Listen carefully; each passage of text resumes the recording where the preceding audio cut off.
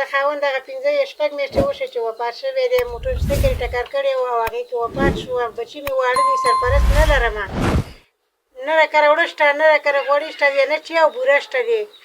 ما نه بچي روپۍ غواړي، ما سره د 1 روپۍ د رقم نه لګېږي چې د باندې ځي که بنجاره راشي هغه ما نه روپۍ غواړي، ما سره 1 روپۍ نشته چې زه دو ته پکې شی واخلم او وله ور یې کړمه. وله ما سره نه دوکانداران قرض کوي، نه راسره کور مالک یې قرض کوي. ولې یو وخته پورې راسره وکړه خو نور نه کېږي ځکه چې زه سرپرست نه لرم.